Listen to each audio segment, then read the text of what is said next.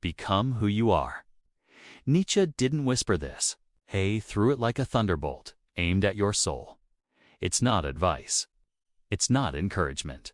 It's a final challenge, a terrifying demand. Because to become who you are, you must first confront who you are not. All the roles you were handed. All the masks you put on to survive. All the labels that made you feel safe, liked, validated, useful. He's asking you to burn them. This isn't about self-expression. It's about self-destruction, the kind that clears the path for rebirth. Most people never become who they are because it would cost them everything they were pretending to be. That's what this lecture is. A wake-up call for the parts of you that are buried and a warning to the parts of you that are fake. This is a psychological exorcism. You will either confront yourself or live your life as a stranger. Welcome to the inner citadel. The final frontier is not the world, it's you.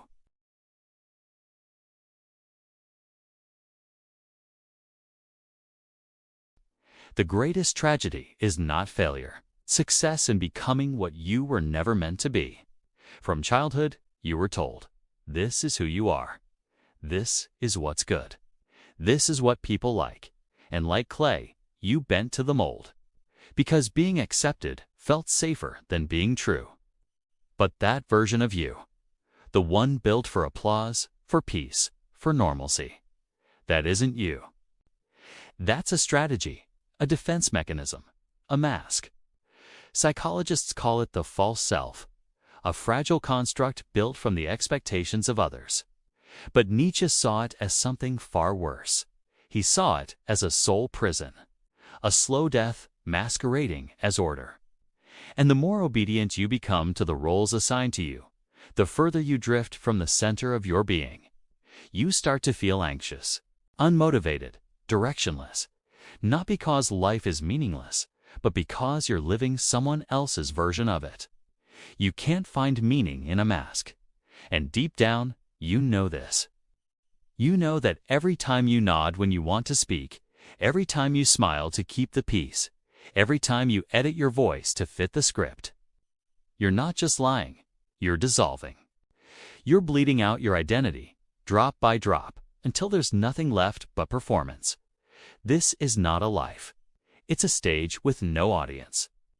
And when Nietzsche says, become who you are, what he's really saying is, tear it down. Dismantle the false self. Risk rejection, risk failure. Risk being misunderstood. Because that risk is the only doorway to something real.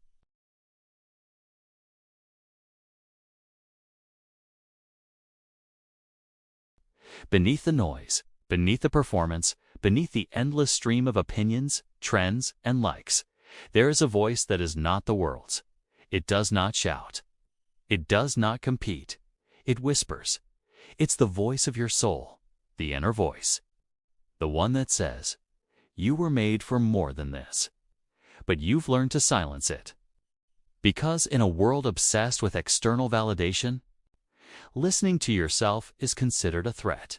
It's inconvenient. It's not scalable. It doesn't fit the algorithm of what's acceptable. So you turn the volume up on everything else.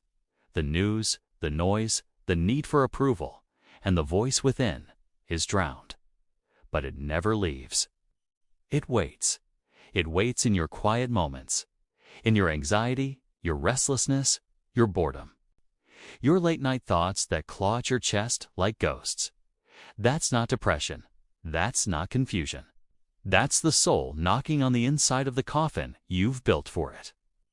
Because becoming who you are requires you to stop asking, what should I be? And start asking, what do I already know deep down but am too afraid to admit? The inner voice isn't something you invent. It's something you remember, like a name you forgot, like a face in a dream you can't shake. It was always there. You just buried it under obligation, conformity, survival. And Nietzsche knew, until you reclaim that voice, you are not free. Because freedom isn't the ability to do what you want. It's the ability to hear your own soul and obey it. But that's terrifying. Because the soul doesn't care about safety.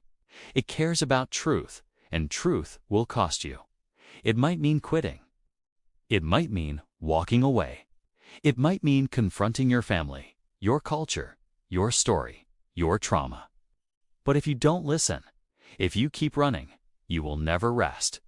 Not because you're lazy, not because you're broken, but because your soul is still talking. And it will not stop until you listen, or until it dies. So stop, turn everything off, and ask the question that burns. What is it that I know, but refuse to face? That's the beginning. That's the path. That's the voice calling you home.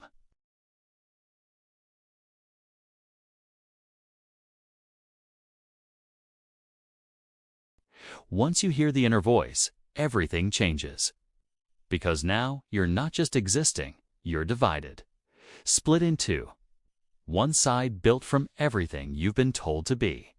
Obedient, likable, polished. And the other, ancient, unapologetic. Wild.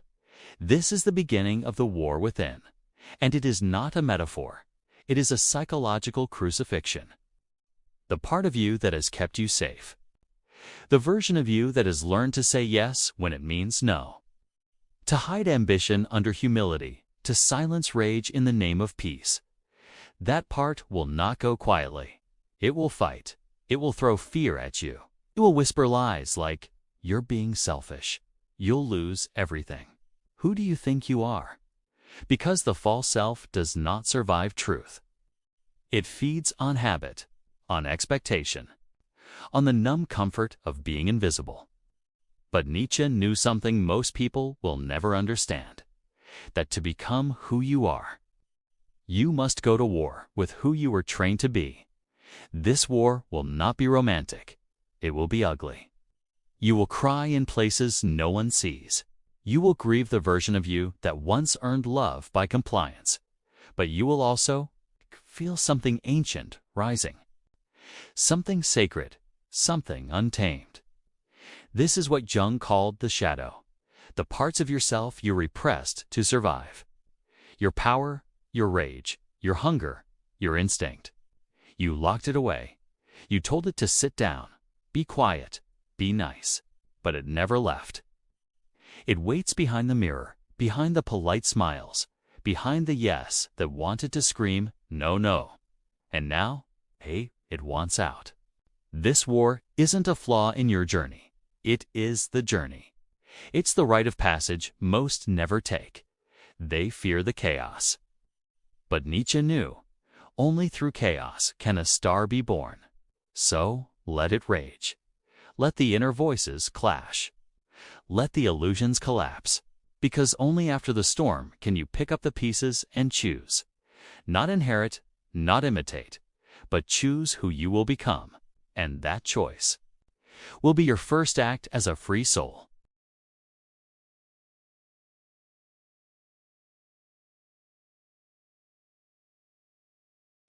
Becoming who you are requires one thing above all else, the death of comfort. Not inconvenience, not disruption, but a full-scale funeral for everything inside you that worships safety over truth. This is where most people stop. Because they want transformation without sacrifice. They want freedom, but refuse to burn the cage. But Nietzsche was clear. To be reborn, you must first become ashes. You cannot drag your comfort into your calling, because your comfort was built by your false self. It's stitched together with people-pleasing, distraction, dopamine loops, and soft lies whispered into pillows at night. And here's the truth. It's not making you happy. It's making you numb. That's why you scroll when you're supposed to build. Why you sleep when you should rise. Why you fake smiles in rooms where your soul is screaming. Comfort is killing you slowly, and you're calling it coping. But comfort never produces clarity. It protects the illusion. It shields the ego. It delays the confrontation you know is coming. The real path, the one Nietzsche points to. It's brutal. It's sacred, it's fire, and you must walk through it willingly. You will lose friends. You will disappoint your family. You will terrify yourself. Because the moment you stop being what the world expects, you become something it can't predict. And what it can't predict, it tries to destroy. But this is your proving ground. This is your Gethsemane, your desert, your dragon's cave.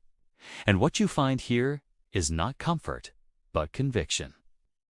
Because when you choose pain over pretense, sacrifice over sedation, truth over tolerance, you stop being a copy. You become real. This is not about being happy.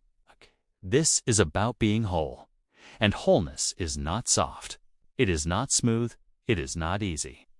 It is forged in silence, in shadow, in fire. So let it burn. Let the old self scream. Let the ego resist.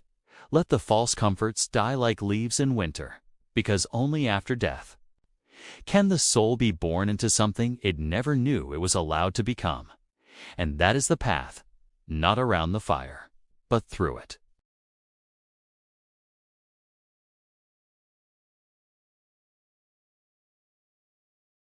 Once the old self begins to burn, once comfort has died and silence remains, there comes a moment of unbearable stillness. And in that stillness, you will feel a question press against your chest like a blade. Now that you are free, what will you carry? Most people think freedom means escape. Escape from expectation. Escape from suffering. Escape from responsibility. But Nietzsche knew the harder truth, that real freedom is not escape. It is responsibility chosen. The one who becomes who they are does not drift. They do not collapse into comfort once the fire is past. They rise, and they pick up the heaviest burden they can find, the burden of becoming. Because without responsibility, freedom is meaningless. And without meaning, you will slip back into chaos, into nihilism, addiction, apathy, regret. You were not made to be empty. You were made to be a vessel for something sacred. And that vessel must be filled with voluntary responsibility, with something that gives your suffering purpose, not pleasure, not convenience, not reward, but the sacrifice of a soul becoming real. Responsibility is rebirth. It is not the weight that crushes you. It is the weight that forges you. It tells you, if not me, then who? If not now, then when? If not for truth, then for what?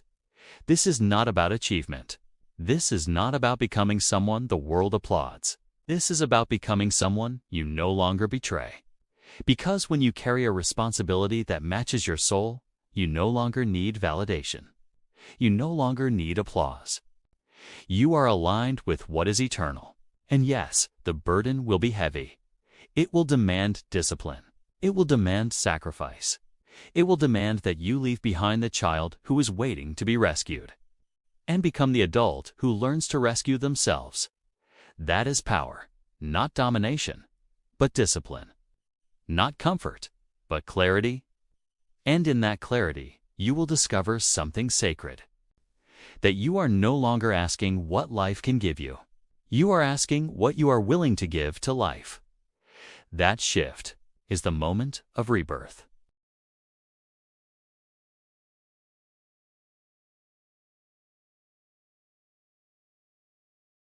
You've faced the false self.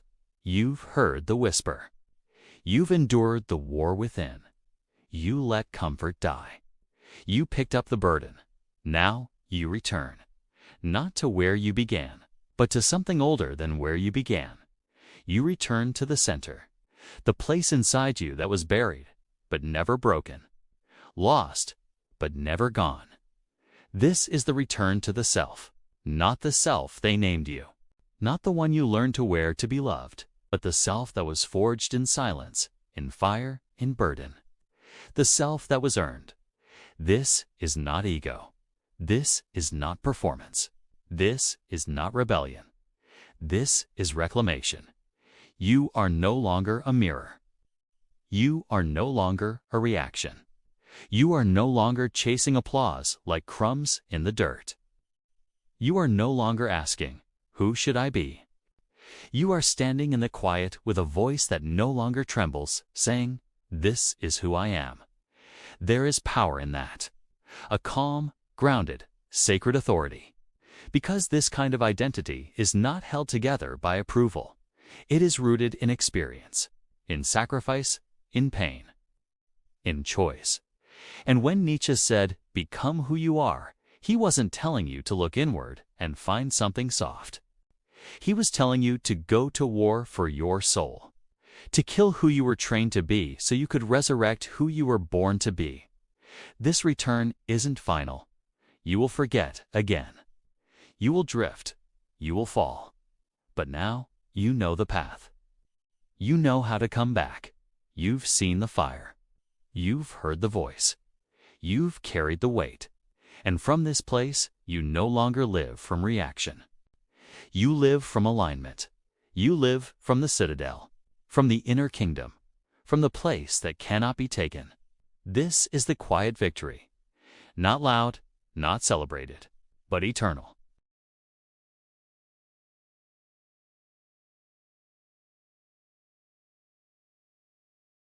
You were never just one thing, not the name they gave you, not the pain you carry, not the mask you wore, not the wound they left behind.